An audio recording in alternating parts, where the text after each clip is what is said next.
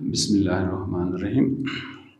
Chemistry first year का lecture है, chapter 5 है और ये स्टेट 2 जो स्टेट ऑफ मैटर लिक्विड है और इसका जो चैप्टर नंबर 5 है और जो टॉपिक हमारा चल रहा है वो इंटरमॉलिक्यूलर फोर्स, ये कंटिन्यूड में है, ये दूसरा कंटिन्यूड है। ये इसमें हम ये पढ़ेंगे कि हाइड्रोजन बॉन्डिंग की एप्लीकेशन क्या है, क्योंकि हम पिछले टॉपिक्स में हम चीज़ें पढ़ चुके हैं कि इंटरमॉलिक्यूलर फोर्स जो है वो क्या है। वो हमारे पास 3 किस्म के हैं। एक किस्म हाइड्रोजन बॉन्डिंग है, दूसरी जो किस्म है वो डाइपोल डाइपोल इंटरेक्शन है, डाइपोल डाइपोल इंटरेक्शन है, और तीसरी जो किस्म है वो लंदन फोर्सेस है। लंदन फोर्सेस हैं, ये 3 किस्म के हैं। तो अब हम ये देखने जा रहे हैं कि हाइड्रोजन बॉन्डिंग की एप्लीकेशन क्या है, हाइड्रोजन बॉन्डिंग का हमने करना क्या है। हाइड्रोजन बॉन्डिंग की application. So application of hydrogen bonding, application of hydrogen bonding, hydrogen bonding की एप्लीकेशन के बारे में हम पढ़ने जा रहे हैं। हाइड्रोजन बॉन्डिंग की जो एप्लीकेशन है, हमारे लाइफ में हाइड्रोजन बॉन्डिंग की बहुत ज़्यादा इम्पोर्टेंस है। हमारे लाइफ में हमारे लाइफ में इसकी इम्पोर्टेंस बहुत ज़्यादा है।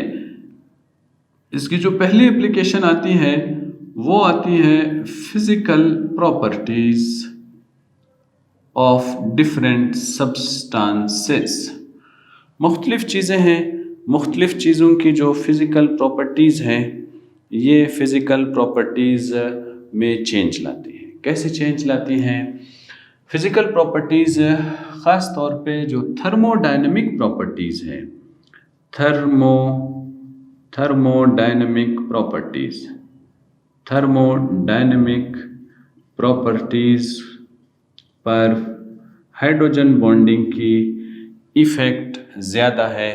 थर्मोडायनेमिक्स से क्या मुराद है? ऐसी प्रॉपर्टी जो कि हीट से रिलेटेड होती है, जो टेम्परेचर से रिलेटेड होती है। तो वो प्रॉपर्टी को कौन कौन सी है? लाइक मेल्टिंग पॉइंट हो गया, ये मेल्टिंग पॉइंट हो गया।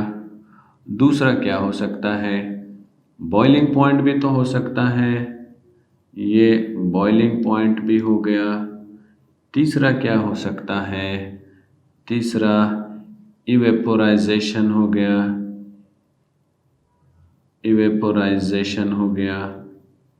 ये 3 पॉइंट्स।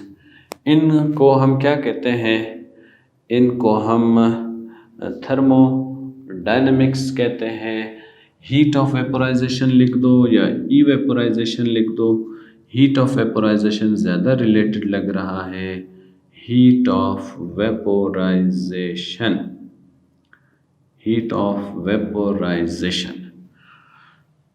तो हाइड्रोजन बॉन्डिंग की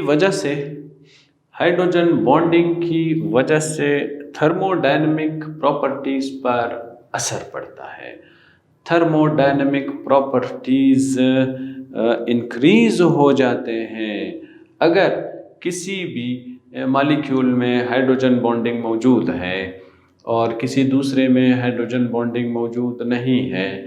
तो जिसमें हाइड्रोजन बॉन्डिंग मौजूद है वहाँ पे क्या होता है? वहाँ पे प्रॉपर्टी कुछ और होती है। जहाँ हाइड्रोजन बॉन्डिंग मौजूद नहीं है वहाँ पे प्रॉपर्टी कुछ और होती है। आपको पता होगा कि पीरियोडिक टेबल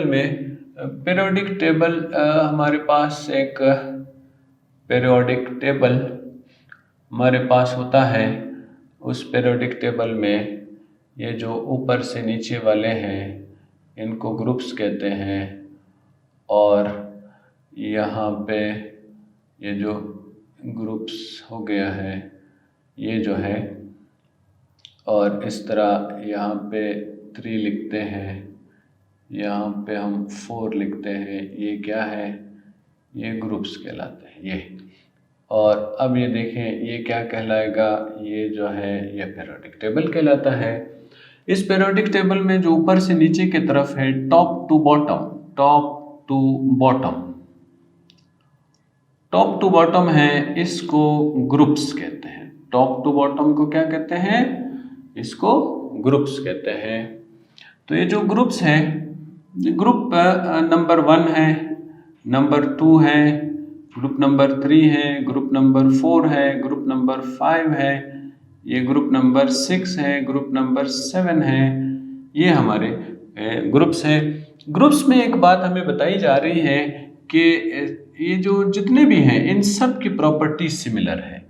कार्बन है, सिलिकॉन है, जर्मेनियम है, टिन है, लेड है। अब पीरियोडिक टेबल की एक ब्यूटी ये है कि पीरियोडिक टेबल में जो ग्रुप में जो एलिमेंट्स मौजूद हैं, जैसे यहाँ पे ये जो ग्रुप में मौजूद है, यहाँ पे क्या है, ये जो है ये ग्रुप में मौजूद है, ये इन सब की प्रॉपर्टी सिमिलर हैं।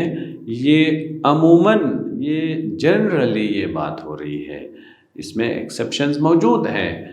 जनरली ये बात की जाती है कि इन सब की प्रॉपर्टी सिमिलर है, लेकिन देखने में ये आया है कि जहाँ हाइड्रोजन बॉन्डिंग होती है वहाँ प्रॉपर्टी कुछ और होती है। नाइट्रोजन है, फास्फोरस है, आर्सेनिक है, एंटीमनी है और बिस्मिथ है। ये नाइट्रोजन, फास्फोरस, आर्सेनिक, एंटीमनी और बिस्मिथ है।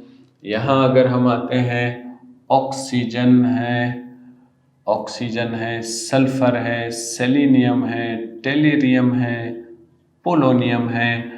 अब हम ये देखना चाहते हैं कि जहाँ हाइड्रोजन बॉन्डिंग मौजूद है वहाँ थर्मोडायनेमिक प्रॉपर्टी बिल्कुल ज़्यादा चेंज है। जहाँ हाइड्रोजन बॉन्डिंग मौजूद नहीं है वहाँ प्रॉपर्टी बिल्कुल चेंज हमें मिलता है। मिसाल के तौर पे अगर मैं आता हूँ, इसको लेता हूँ वाटर मॉलिक्यूल को, अगर मैं यहाँ से लेता हूँ वाटर मॉलिक्यूल को, अब ये देखें वाटर मॉलिक्यूल मैंने ले लिया, तो वाटर मॉलिक्यूल में अब वाटर मॉलिक्यूल एक मैंने यहाँ से लिया है, तो ऑक्सीजन में क्या है, ऑक्सीजन जब हाइड्रोजन के साथ मिलता है तो ऑक्सीजन में क्या होता है, ऑक्सीजन में हाइड्रोजन बॉन्डिंग है। अगर मैं इसको लेता हूँ तो यहाँ देखिए क्या मिलता है, यहाँ जो है हमें मिलता है हाइड्रोजन सल्फाइड। और अगर मैं सेलेनियम की तरफ आता हूँ तो यहाँ मुझे मिलता है सेलेनियम, यहाँ मुझे ये मिलता है ऐसा।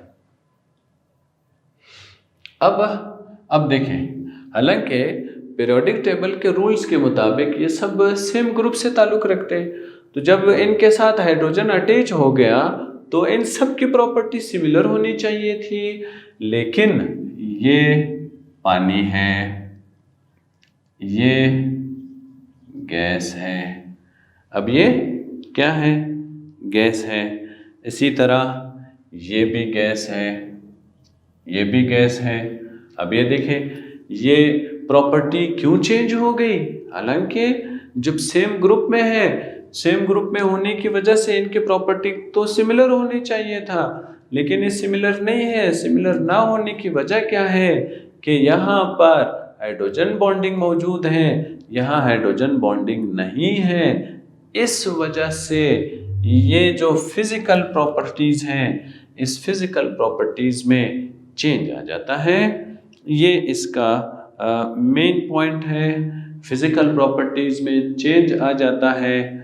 जबकि क्या होता है, जब हाइड्रोजन बॉन्डिंग होती है, जहाँ हाइड्रोजन बॉन्डिंग है वहाँ फिजिकल प्रॉपर्टी में चेंज आ रहा है, जहाँ हाइड्रोजन बॉन्डिंग नहीं है वहाँ फिजिकल प्रॉपर्टी में चेंज नहीं आ रहा है।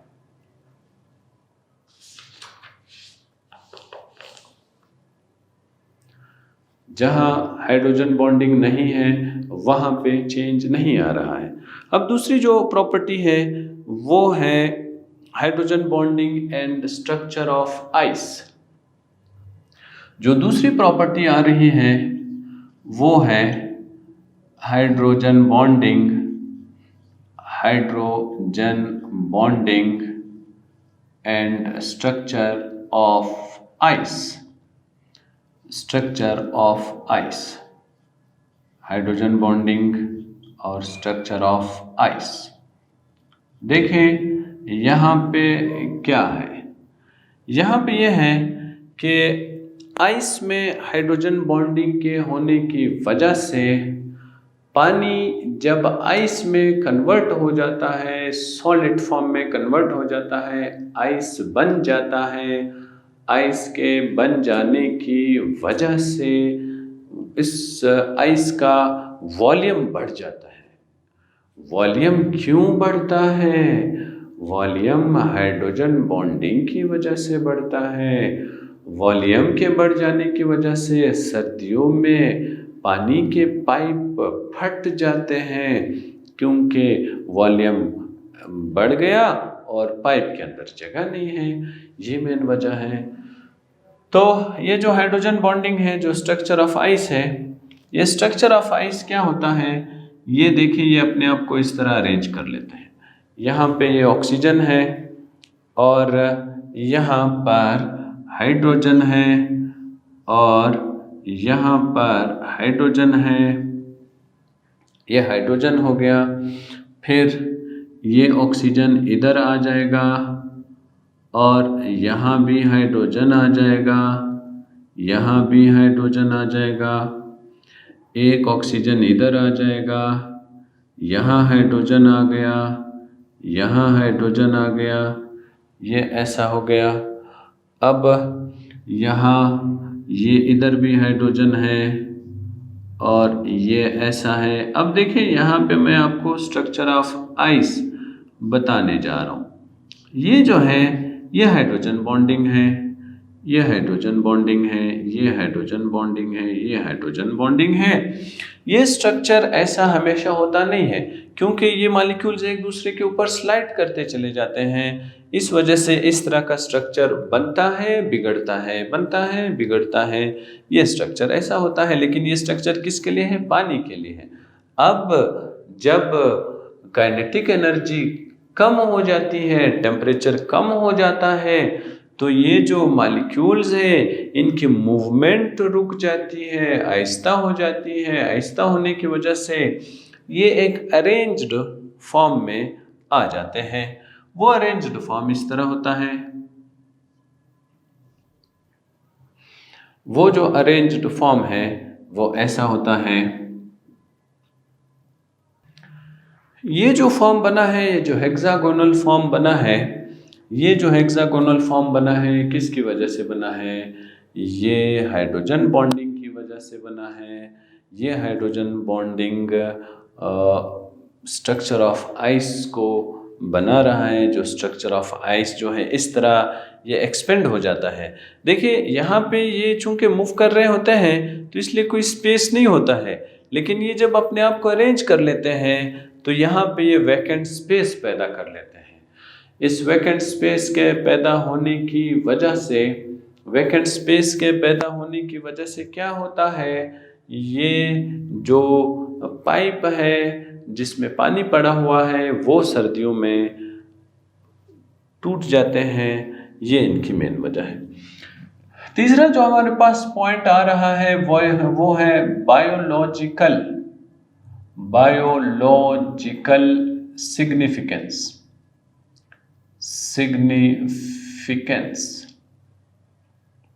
बायोलॉजिकल सिग्निफिकेंस भी होता है। बायोलॉजिकल सिग्निफिकेंस में हम ये देखते हैं कि हमारे पास हम अक्सर पढ़ रहे होते हैं कि हमारे जो बॉडी है, जो हमारा जो सेल है, उन सेल में डीएनए होता है और उन सेल में जो है हमारे बॉडी के सेल में प्रोटीन्स होते हैं। डीएनए का के deoxy ribo nucleic acid, deoxy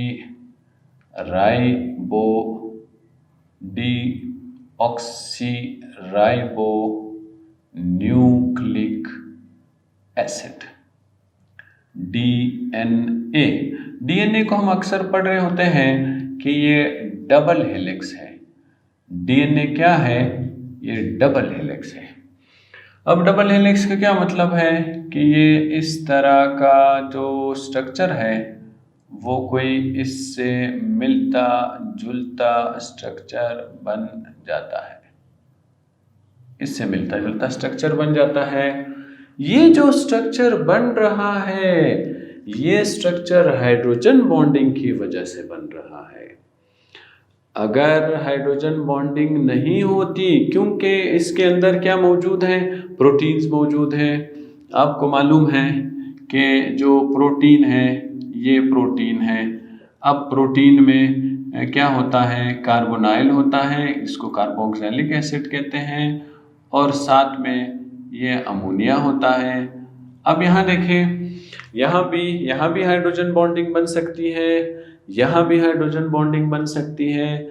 ये हाइड्रोजन बॉन्डिंग के बनने की वजह से ये डबल हेलिक्स का जो स्ट्रक्चर बन रहा है वो भी हाइड्रोजन बॉन्डिंग की वजह से है। नेक्स्ट पॉइंट जो आता है वो है extra ordinary specific heat capacity of water, extraordinary high specific heat capacity of water.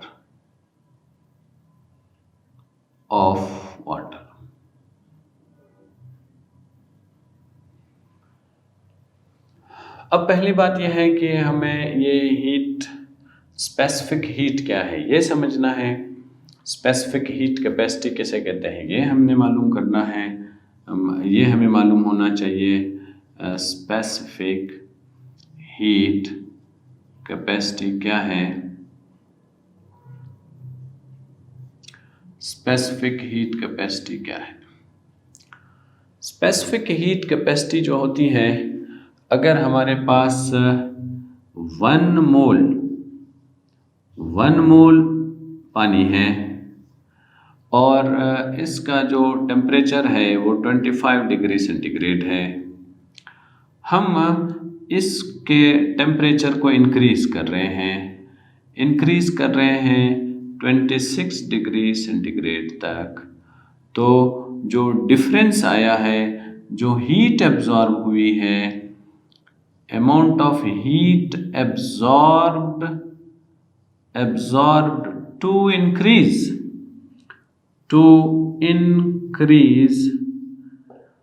temperature up to 1 degree centigrade या 1 Kelvin is called specific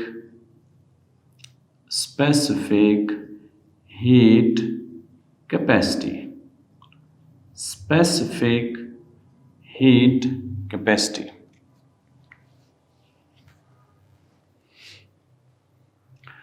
specific heat capacity क्या है? स्पेसिफिक हीट कैपेसिटी ये है कि अगर हम 1 मोल पानी लेते हैं, उस 1 मोल पानी का जो भी टेम्परेचर है, 25 डिग्री है, 26 डिग्री है, इससे कम है, जो भी टेम्परेचर है वो टेम्परेचर हम पहले नोट कर लेते हैं। उसके नोट करने के बाद हम उस पानी को हीट देते हैं।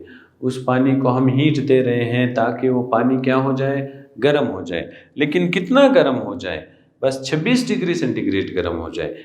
1 दर्जा हरारत बढ़ जाए, 1 डिग्री दर्जा हरारत बढ़ जाए, तो वो जो अमाउंट ऑफ हीट पानी ने एब्जॉर्ब कर ली है, जिसकी वजह से ये हीट इसकी बढ़ गई है, वो amount of heat specific heat capacity कहते हैं। अब पानी की जो स्पेसिफिक हीट कैपेसिटी है वो सब चीज़ों से, अक्सर चीज़ों से ज़्यादा है। मिसाल के तौर पे पानी का जो स्पेसिफिक हीट कैपेसिटी है उसकी वैल्यू है 4.1, कितनी है? 4.1 जॉल पर ग्राम डिग्री सेंटीग्रेड।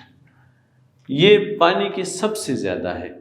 लोहे की कितनी है? आयरन की 0.4, आयरन की कितनी है? 0.45। अब ये देखें आयरन की कितनी है, कितनी का आयरन, इसका ये मतलब है आयरन जल्दी गर्म हो जाएगा, आयरन जल्दी गर्म हो जाएगा।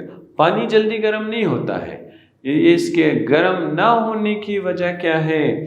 इसके गर्म ना होने की वजह हाइड्रोजन बॉन्डिंग है। इस हाइड्रोजन बॉन्डिंग की वजह से फिर ये फ़ायदा होता है कि जो डे टाइम जब सूरज मौजूद होता है, वो सूरज ये पानी हीट अपने अंदर एब्जॉर्ब करके रख लेता है, और जब सूरज डूब जाता है तो फिर रात के वक्त यही हीट वापस निकल के सराउंडिंग को गर्म रखती है। ये जो फ़ायदा है, ये फ़ायदा भी हमें हाइड्रोजन बॉन्डिंग की वजह से मिल रहा है।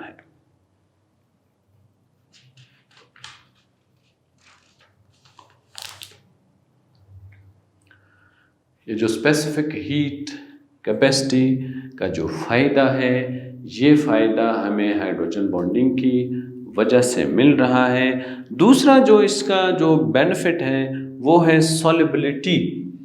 सॉल्युबिलिटी है सॉल्युबिलिटी ऑफ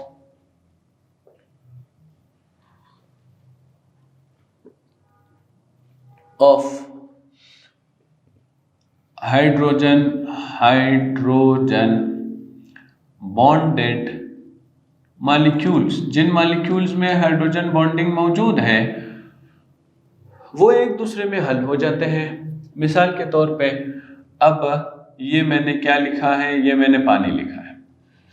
अच्छा, तो ये मैंने क्या लिख रहा हूँ? ये जो है ये मैं लिख रहा हूँ अल्कोहल। इसको अल्कोहल पढ़ते हैं। अब ये पानी है और ये अल्कोहल है। अब देखें इन दोनों में देखें हाइड्रोजन बॉन्डिंग मौजूद है। इन दोनों में क्या मौजूद है?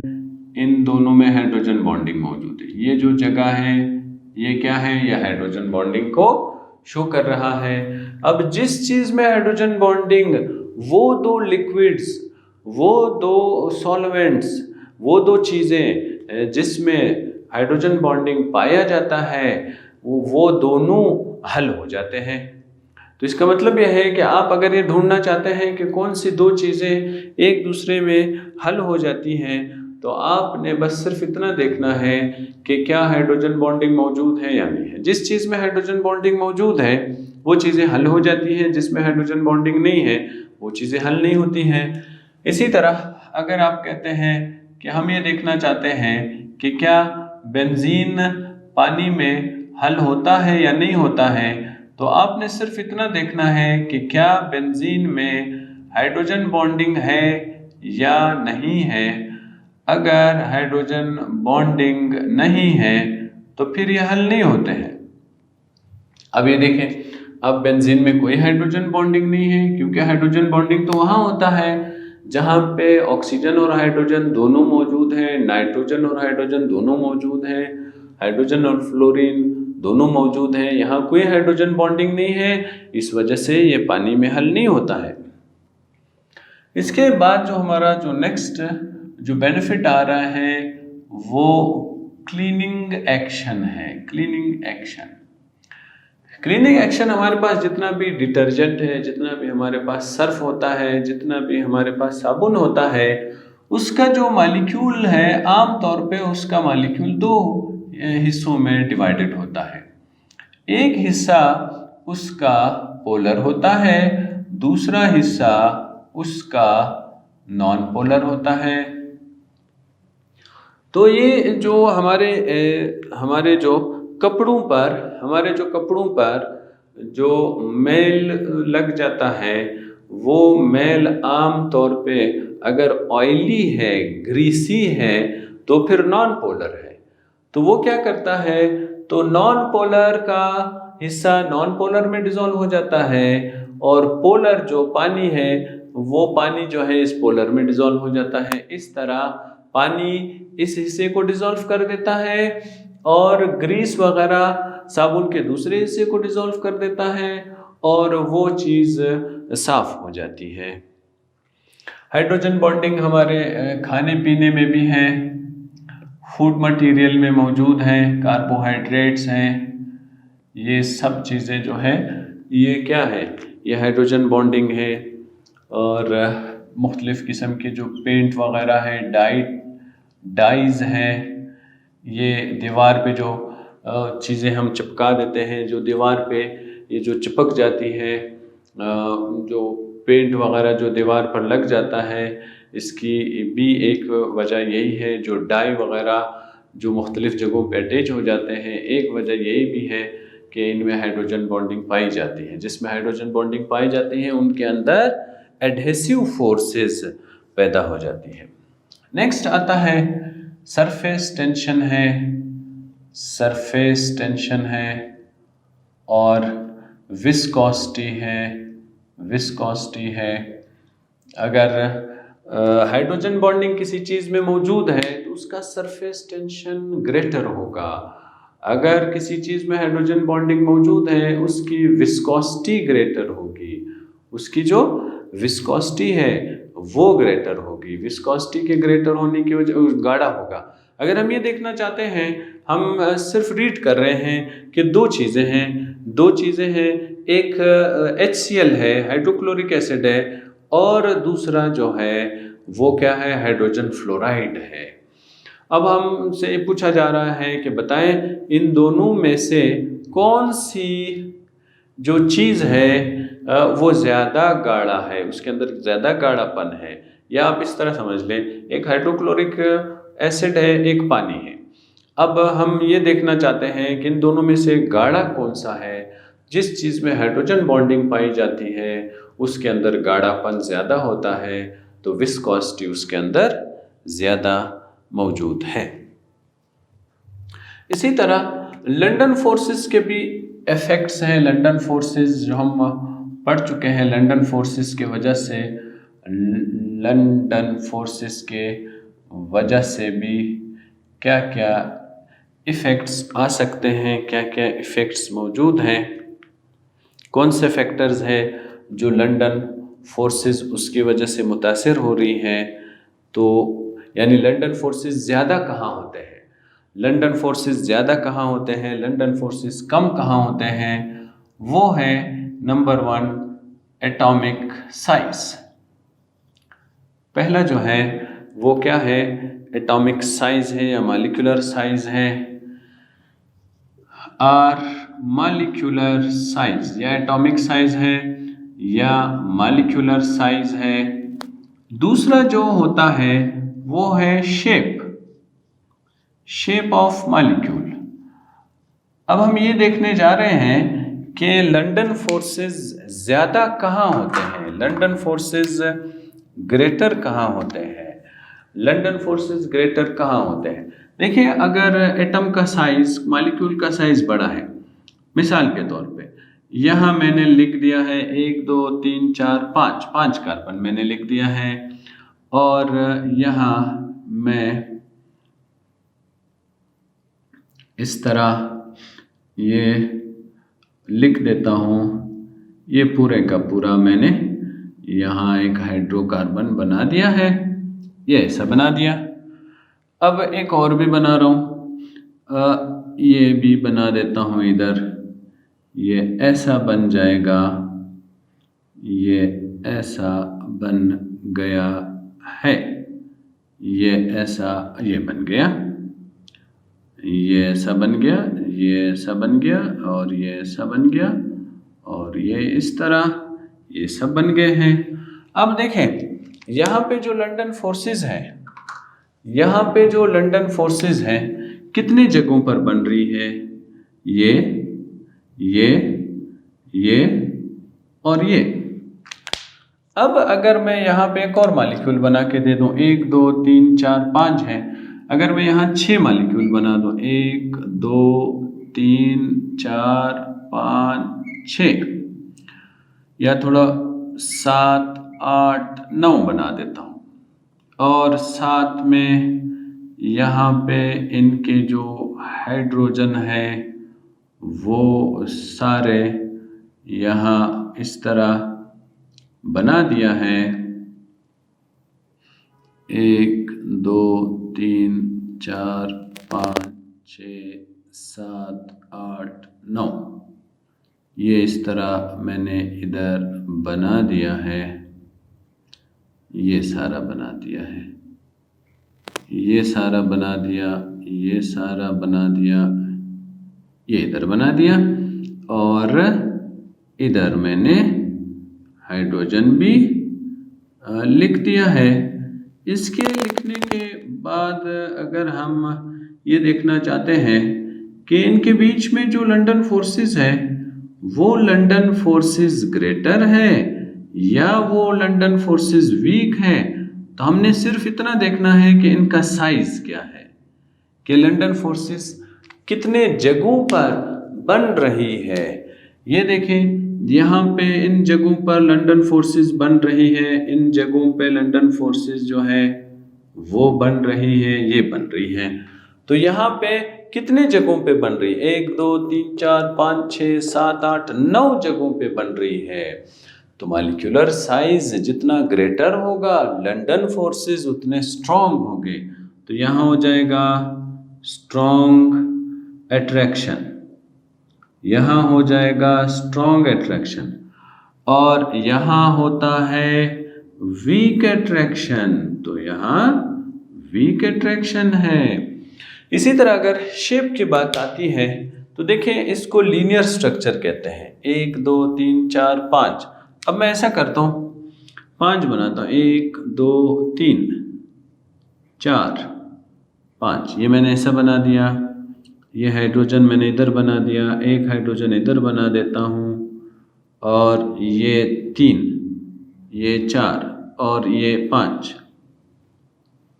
इन सब के साथ हाइड्रोजन मौजूद है, इन सब के साथ हाइड्रोजन मौजूद है, इन सब के साथ हाइड्रोजन मौजूद है, ये हाइड्रोजन। अब ये देखें, अब जो फोर्स है कहाँ मौजूद है, ये इस जगह पे मौजूद है, क्योंकि ये जो फोर्स है, आप कहेंगे कि सर इनके बीच में क्यों नहीं है, इनके बीच में इसलिए नहीं है कि एक दूसरे से बहुत दूर है। एक दूसरे से अगर ये दूर होते हैं तो ये लंदन फोर्सेस पाए नहीं जाते हैं। लंदन फोर्सेस अगर पाए जाते हैं तो सिर्फ उस वक्त पाए जाते हैं जब ये एक दूसरे के करीब होते हैं, उस वक्त ये पाए जाते हैं। अगर ये एक दूसरे के करीब नहीं है तो ये नहीं पाए जाते हैं। इसलिए अब इस वाले मॉलिक्यूल को 1 2 3 4 5 को क्या कहते हैं, नॉर्मल पेंटेन। नॉर्मल पेंटेन ये क्या कहलाएगा, ये नॉर्मल पेंटेन कहलाएगा। तो नॉर्मल पेंटेन का जो मेल्टिंग पॉइंट है, नॉर्मल पेंटेन का जो मेल्टिंग पॉइंट है वो ग्रेटर है। ये क्या है, इसको फिर कहते हैं आइसोपेंटेन। आइसोपेंटेन, तो आइसोपेंटेन का जो मेल्टिंग पॉइंट है वो कम है। उसके कम होने की वजह क्या है, उसके कम होने की वजह यही है कि इसमें लंदन फोर्सेस वीक है, इसमें लंदन फोर्सेस स्ट्रॉन्ग है। इसी लंदन फोर्सेस की वजह से देखिए हमारे पास एक पेट्रोल है और एक जो है मिट्टी का तेल है, केरोसिन ऑयल है। और ये जो पेट्रोल है, पेट्रोल जल्दी वेपर्स में कन्वर्ट हो जाता है पेट्रोल क्यों जल्दी वेपर्स में कन्वर्ट होता है? उसकी वजह यह है कि पेट्रोल का जो मॉलिक्यूलर साइज है वो छोटा है, जो मिट्टी का तेल है उसका जो मॉलिक्यूलर साइज है वो बड़ा है। तो जितना मॉलिक्यूलर साइज बड़ा होगा उतना ज़्यादा लंदन फोर्सेस होते हैं और लंदन फोर्सेस स्ट्रॉन्ग होती हैं। जितना ज़्यादा स्ट्रॉन्ग लंदन फोर्सेस होते हैं उतना ज़्यादा उसका मेल्टिंग पॉइंट, बॉइलिंग पॉइंट हो जाता है। थर्मोडायनामिक प्रॉपर्टी उस पर इफ़ेक्ट कर रही होती है। तो अगर हम हाइड्रोजन बॉन्डिंग की एप्लीकेशन देखना चाहते हैं तो हाइड्रोजन बॉन्डिंग की जो एप्लीकेशन है उसमें फिज़िकल प्रॉपर्टीज़ हैं, जिसकी जो थर्मोडायनामिक प्रॉपर्टी हाइड्रोजन बॉन्डिंग की वजह से थर्मोडायनामिक प्रॉपर्टी में चेंज आ जाती है। दूसरा जो पॉइंट है वो स्ट्रक्चर ऑफ आइस है। क्या वजह है कि आइस का स्ट्रक्चर इस तरह हेक्सागोनल होता है? हेक्सागोनल क्यों होता है? और ये दरमियान में ये जो खाली जगह है, ये खाली जगह क्यों बन जाता है?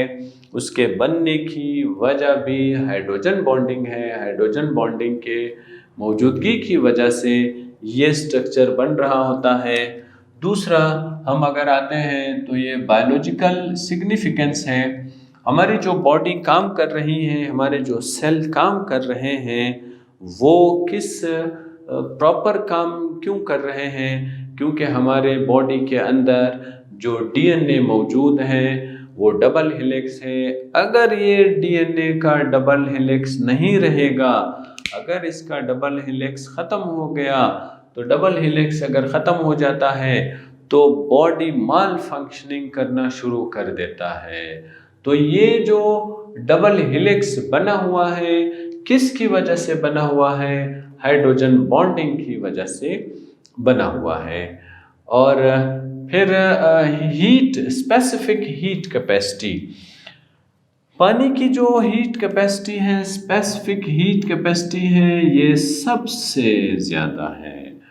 पानी की जो हीट कैपेसिटी है ये सबसे ज़्यादा है।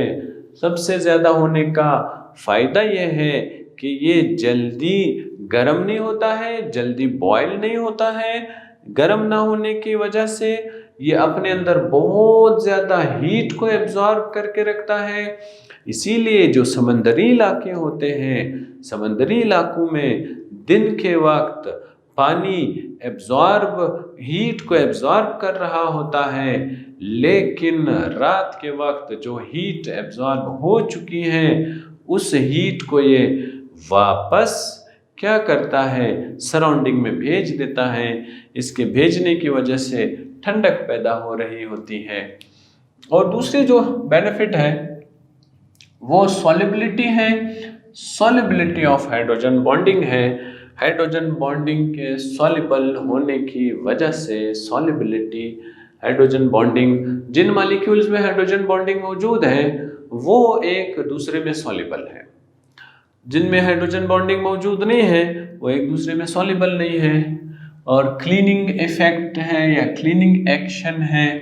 क्लीनिंग एक्शन में यह है कि हम जो डिटर्जेंट यूज़ करते हैं उसका जो मॉलिक्यूल है, उसके मॉलिक्यूल का एक साइड पोलर होता है, दूसरा साइड नॉन पोलर होता है। जो नॉन पोलर है वो ऑयली और ग्रीस और डर्टी में डिज़ोल्व हो जाता है और इस तरह वो कपड़े से उसको साफ कर देता है। और जो पोलर हिस्सा होता है वो पानी में डिज़ोल्व हो जाता है। ये हाइड्रोजन बॉन्डिंग की वजह से हम जो खाना खाते हैं, कार्बोहाइड्रेट्स हैं, प्रोटीन्स हैं, ये जो सारी चीज़ें हैं ये इसमें क्या है? इसमें हाइड्रोजन बॉन्डिंग मौजूद है। तो ये हमारे खाने पीने की चीज़ों में भी हाइड्रोजन बॉन्डिंग मौजूद है। और हम जब पेंट यूज़ करते हैं, डाई यूज़ करते हैं, ये जब चिपक जाता है, रंग जब चिपक जाता है, चिपकने की वजह भी जो इसके अंदर जो एडहेसिव फोर्सेस है, ये एडहेसिव फोर्सेस भी हाइड्रोजन बॉन्डिंग की वजह से है। अगर हाइड्रोजन बॉन्डिंग नहीं होती है तो ये रंग चीज़ों पर नहीं चिपकता है। अगर बहुत सारे ऐसी जगह हैं जहाँ पे आप उसको पेंट करते हैं, वो पेंट वहाँ पे अगर नहीं लग रहा है, इसका मतलब है यहाँ पे एडहेसिव फोर्सेस नहीं है, यहाँ पे इस जगह पे हाइड्रोजन बॉन्डिंग मौजूद नहीं है, इस वजह से ये प्रॉपर्टी। फिर सरफेस टेंशन और विस्कोसिटी की भी जो रीज़न है, जो इंक्रीज होना है, वो भी हाइड्रोजन बॉन्डिंग की वजह से है।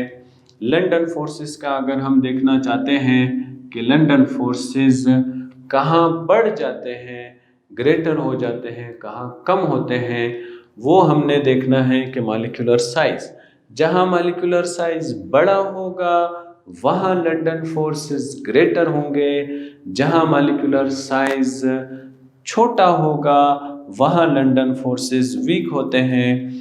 और इसके अलावा अगर स्ट्रक्चर लीनियर है तो लंदन फोर्सेस ग्रेटर है, स्ट्रक्चर अगर लीनियर नहीं है, ब्रांच्ड स्ट्रक्चर है, तो इसका जो अट्रैक्टिव फोर्स है वो वीक होता है।